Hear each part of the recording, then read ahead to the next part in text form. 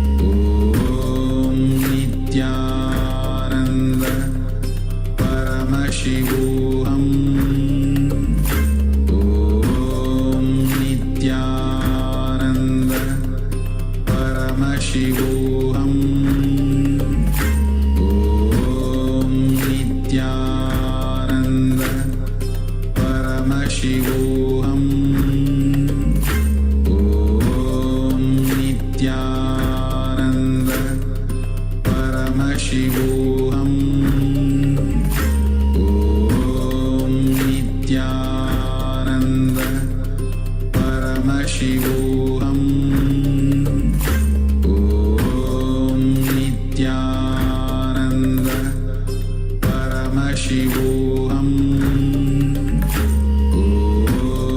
Nithyananda Paramashivoham.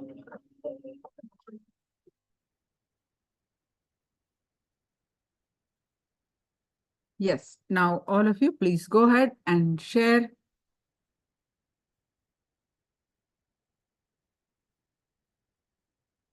whatever your third eye revealed as the objects which are on my left side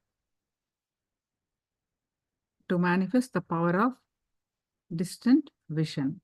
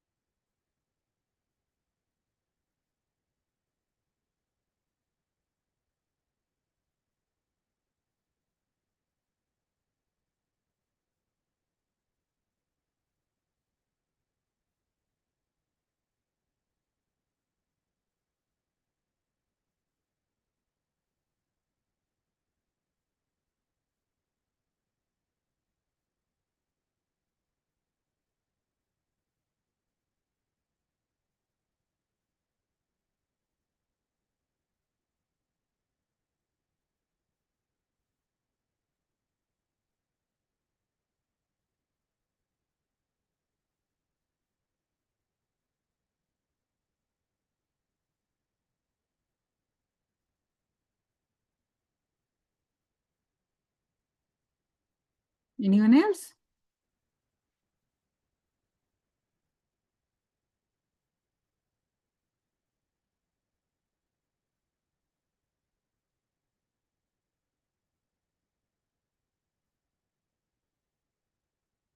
All right. So, Sangeeta,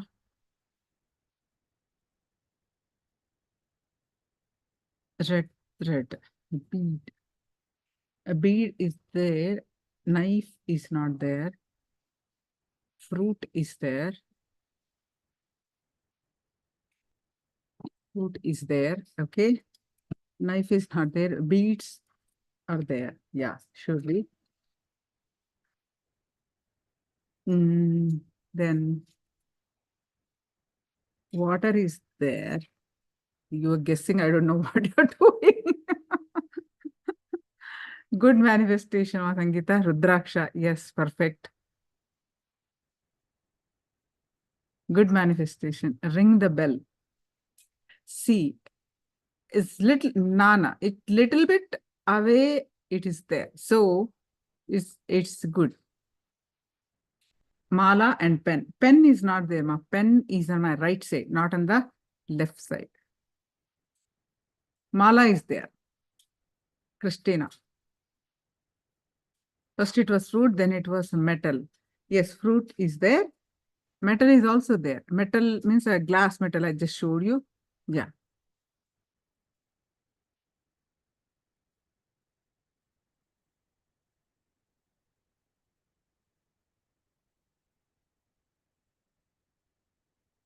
Yes.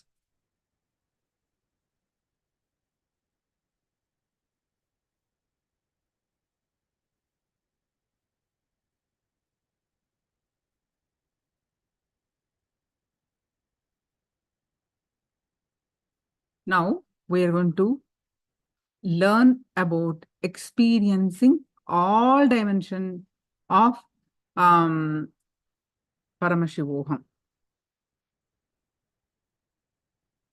Experiencing all dimensions of living enlightenment.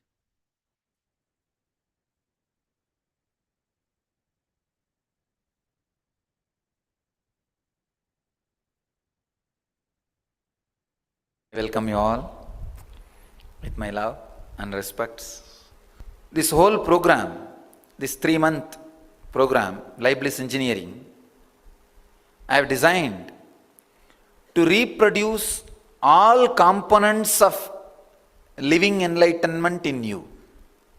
So there are so many components of Jivan Mukti, living enlightenment. Person who is a Jivan Mukta will be radiating so many wonderful qualities. One, the high standard of health. Please understand, not just diseaselessness, high quality of health. Second, that feeling of well-being, constant well-beingness. Third, clarity about life and death. So many qualities. A Jivan Mukta, an enlightened person, a living enlightened person, radiates so many qualities. Through each program, there are so many programs I have designed. Through each program, I am trying to reproduce one component of Jivan Mukti in you. Through LBP level 1, I am trying to reproduce the component of clean energy centers, means emotional balance. That's a component I am trying to reproduce through the LBP level 1. Through LBP level 2, I am trying to reproduce the component of the clarity about death. Through the Atmaspurana, I am trying to reproduce the component of completely unclutched, always unclutched. So through each program, through Bhakti Spurana, I am trying to reproduce the component of ecstasy, being in love. Understand, positively in love. We have a very big misunderstanding about the word unclutching. If you are unclutched, you are supposed to be insensitive. Unclutching is not insensitive. It is emotionally balanced, but very deeply, positively connecting with the life. That is what I call Bhava Samadhi. Being in the Samadhi of the life, with the whole life being in Samadhi, being one with the whole life. So through Bhakti Spurana, I am trying to reproduce the component of the Bhava Samadhi. Being in love, passionately in love with the cosmos, with the life. Through the healer's initiation, I am putting people to live in the Jivan Mukti continuously. Constant remembrance of these great truths and coming back to that center again and again and again. This is what I am trying to reproduce through healing initiation. So through each program, through each initiation, I am reproducing one component of Jivan Mukti, Nithya Yoga. Creating the muscle memory, which will not only radiate health, which will radiate bliss, joy. So through each component, I am trying to reproduce, through each program, I am trying to reproduce one component of Jivan Mukti.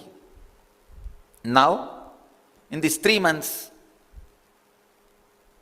not only I am trying, I have decided, I will reproduce all components of Jivan Mukti in you all.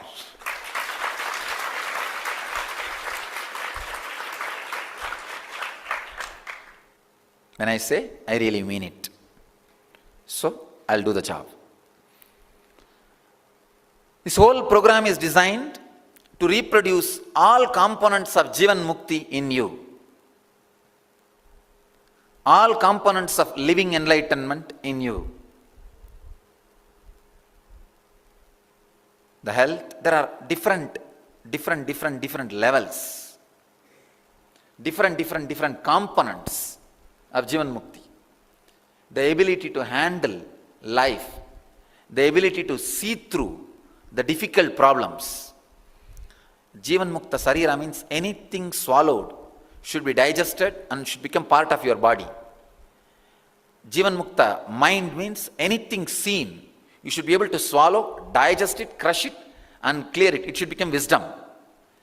Any food swallowed should become energy, and any things seen should become wisdom in you.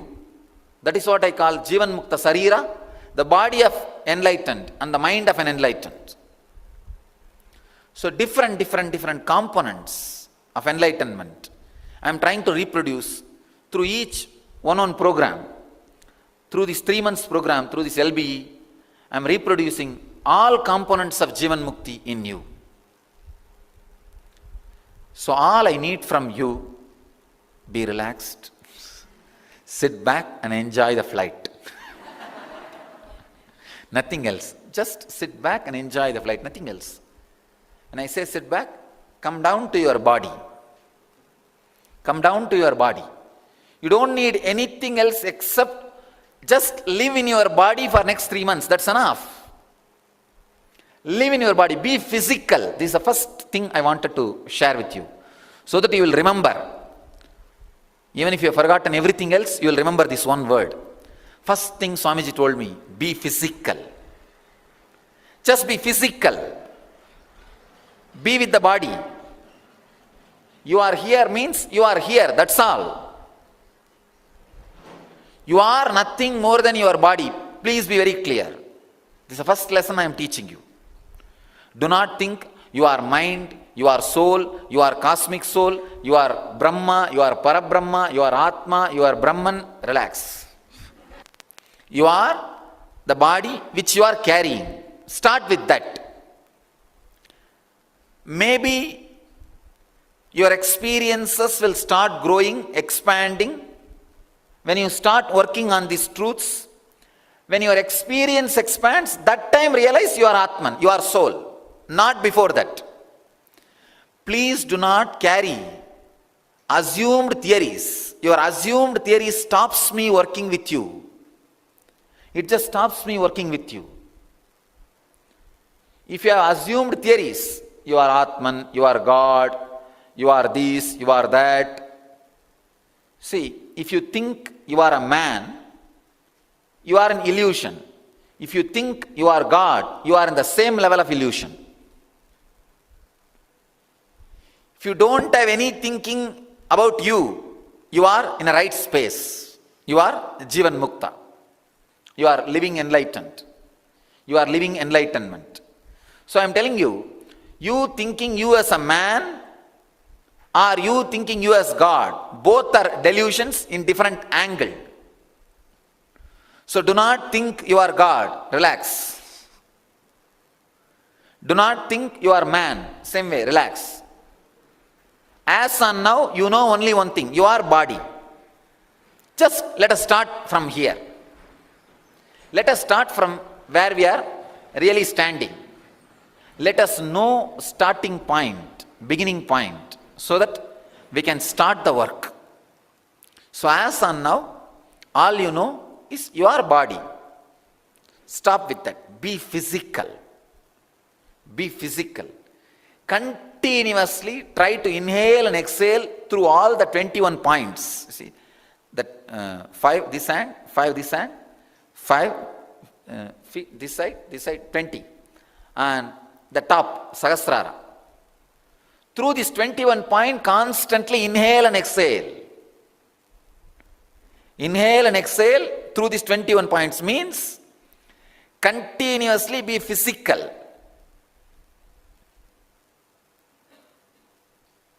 Feel the heaviness of your body, not the heaviness of the mind. If you feel the heaviness of the mind, you will start sleeping. No. Feel the heaviness of the body. If you feel the heaviness of the body, you will be alive, fresh. Feel the heaviness of the body. Be inside your skin. If you are physical, then whatever I am working with you, straight away will happen. Understand, I am radiating energy in this physical plane. In this very physical plane. Inside these few hundred feet, I am intensely feeling me. And intensely working on you.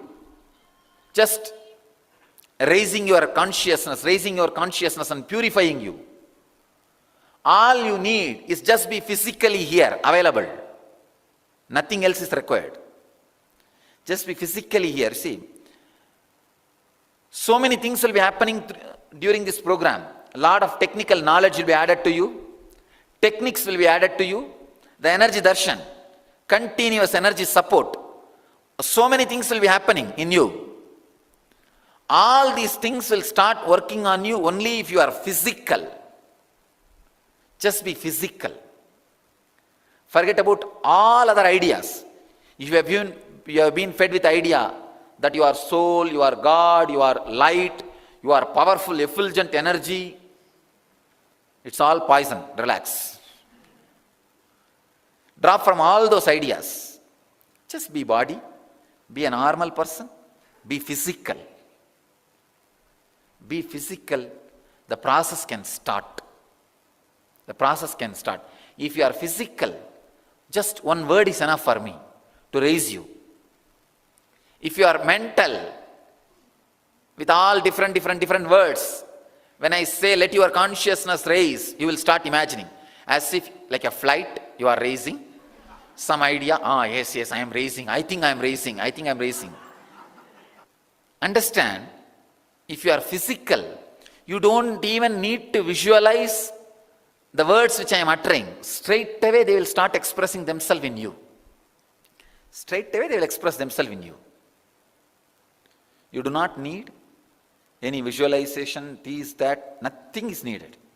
Just be physical. You will go through a beautiful process. Very beautiful process. To tell you honestly, all teachings, the technical knowledge and techniques are only to the effect of that placebo effect.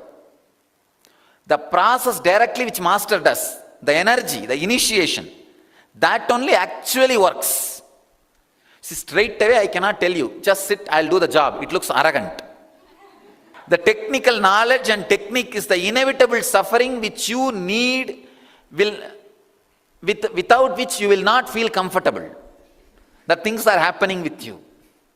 That's all, nothing else. So it is only like a placebo effect.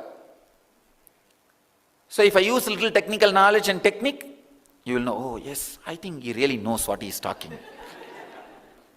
He really knows what he is talking. So it's more or less like convincing your logical part to cooperate with the process, nothing else. Nothing else. It's like a Vijnanamaya Koshana Beta, means opening your logical space so that you will allow me into your whole inner space. The energy can start working. The presence can start working. That's all. So all I need from you is be physical, nothing else. Nothing else is required. Throughout this 3 months, next 90 days, decide you are going to inhale and exhale through these 21 points. You will be physical actually. If you inhale and exhale through these 21 points, you will be completely physical. You will be available, directly available. You will be present. You will be here. Completely be physical. Understand? In this LB 3 months program, not only I am trying to reproduce all the components of Jivan Mukti in you, I am completely sealing it in your body so that you will always radiate this. You will always carry this Jivan Mukti in you. Through technical knowledge, I touch your conscious mind. As I was telling, relaxing your logical mind. Just, it's in a way telling you, not directly, indirectly, I know more than you, relax. If I tell that directly, it hurts. So I use all complicated terms, really complicated terms. And if I don't get one, I just make more complication. So that your mind says, oh God, what a brain. What an intellect.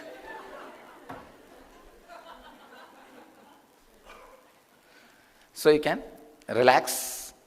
You can trust and relax with the process. You see, that is the same. For example, if doctor uses more medical terms than you believe he's a big doctor. And you give your body to him. If lawyer uses big technical terms which you don't know, you think, oh, he's a big guy. Then you submit yourself to his opinions. So same way, once in a while I use big terms just to tell you, please relax and allow this process to happen. That's all, nothing else.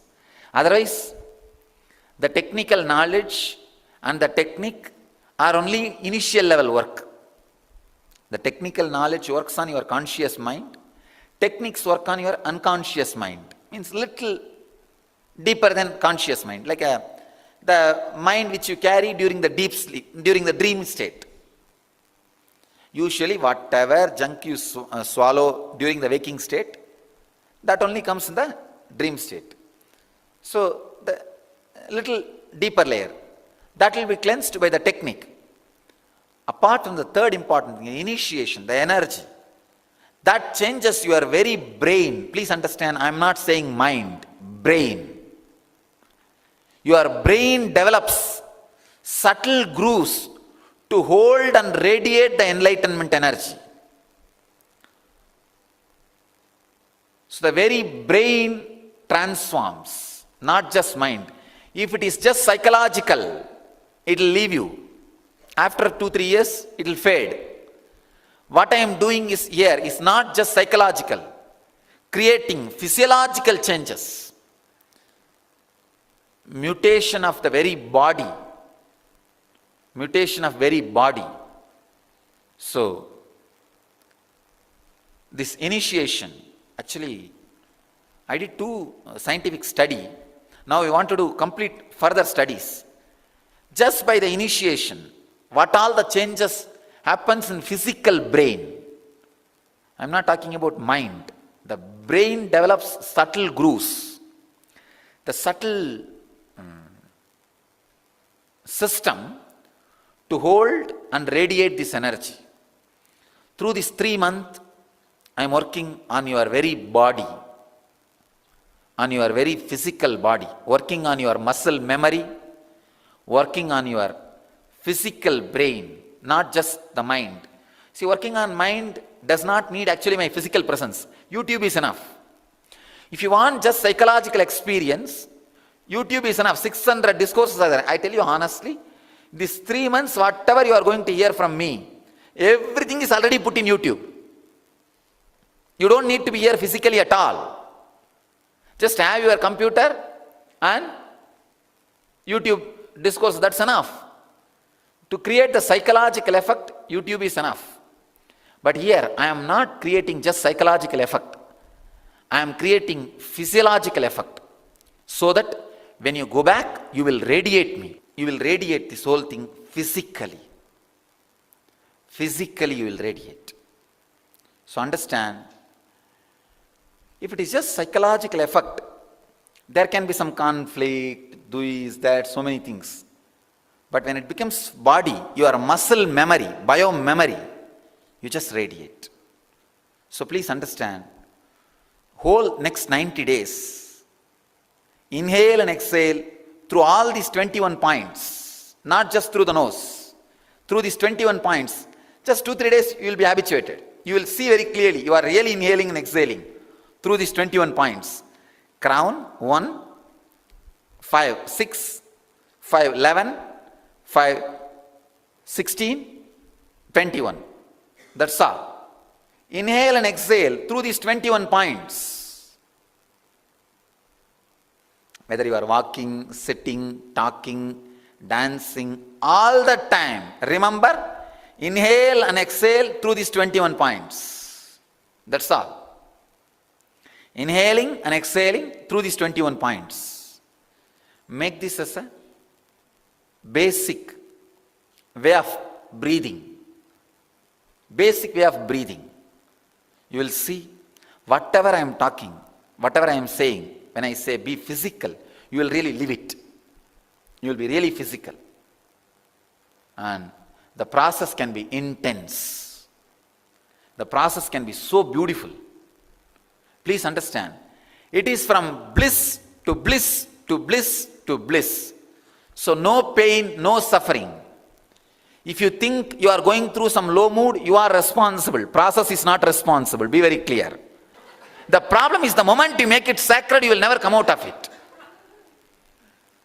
So do not make any of your suffering sacred by associating that with your spiritual growth. No.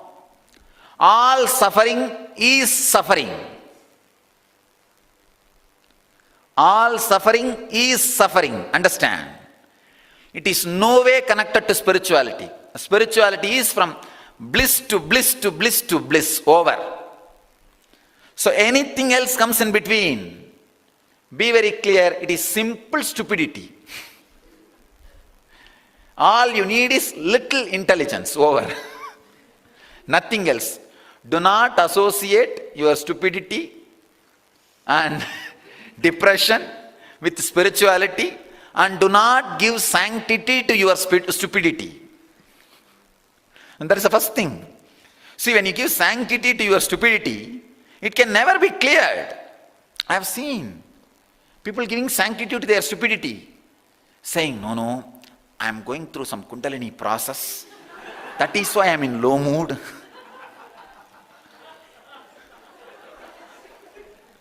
No Kundalini process will bring low mood. No Kundalini process will bring irritation. No Kundalini process will make you shout at others. No Kundalini process will give you any negativity. So all process which happens here through me, our system, our tradition, everything is foolproof, time-tested, eternal, and from the oldest living spiritual civilization. So be very clear, it is from bliss to bliss to bliss to bliss, that's all. From joy to joy to joy to joy. Over. Understand? Now so many instructions you will receive. Even if you miss all those things, if you catch this one instruction, that's enough. Be physical. That's enough. Nothing else is required. I'll be able to do what I want to do. If you are physical, nothing else, just one touch is enough. Understand? This bio-memory, this body, is completely ripe in Jivan Mukti, in living enlightenment. It is boiled in that intense energy. So this body does not carry any more qualities of the matter. It radiates all qualities of consciousness. That is why any body it touches, this body touches, that body becomes healthy. Understand? This is the science of healing, nothing else. This is a science of healing. So when a body which is intensely radiating energy, which does not carry any percentage of matter in it, when it touches another one body, it brings the same well-being in that body also. So when this body touches, that very initiation is enough. Please understand, when I say all these words, I am just straight away stating the fact. I am neither exaggerating nor trying to be humble. All humbleness is nothing but ego, inverted ego. Getting attention in a different direction, that's all. See, humbleness is nothing but getting your attention in a different direction, from a different angle. A cunning ego is humbleness. A brutal, simple, innocent, ignorant ego is ego. And who is little cunning, who is not that direct, who is very polished, polite, and educated. That ego is what we call humbleness. That's all, nothing else. I am neither bragging nor humble. I am straight away stating the fact. I am here to share Jivan Mukti. The initiation is enough. Nothing else is required. If you are physical, I am straight away physical. I landed on the physical body. Understand? So just touch is enough. This can be transmitted. So all the technical knowledge and technique you are going to go through in this 3 months is nothing but preparing you for the touch. That's all. Preparing you again and again to be physical so that this transmission can happen. Nothing but bringing you back to physical. That's all. Nothing else. Whole process. You will simply become really available. Just open. You will become physical. So the first word, first teaching, the first message is be physical. Inhale and exhale through all the 21 points. Even while you are eating, inhale and exhale through all 21 points. You will eat only the quantity you need. There will never be something called overeating. Whether you are sleeping or eating, everything will be properly in tune. Just if you take up this one idea, be physical. Nothing else. Nothing else. All these teachings, technical knowledge, technique, everything is almost trying to bring you to that plane so that the transmission can happen. Understand? Here I am intensely radiating the energy and you are somewhere. How will it work? That is the way people miss. That is the way actually the missing happens. If you are physical, because I have landed in physical plane. You see, if I am in a mental plane, you guys are very good with the masters who are no more in the body. Because you can go on, imagine, he is also in different plane and you are in different plane. Both of you never need to meet each other, never need to hit on each other, never need to bump on each other. Just he is somewhere and you are somewhere. Both of you are happy. People come and tell me, Swamiji, can you find out from this Agastya's nadis and tell me what should I follow, my teachings for me, for my spiritual growth? Directly I am telling. They do not want. They want some old palm leaf which is written 10,000 years ago, which is not even clear now, which you can neither read or nor understand properly. They want from that leaf instruction.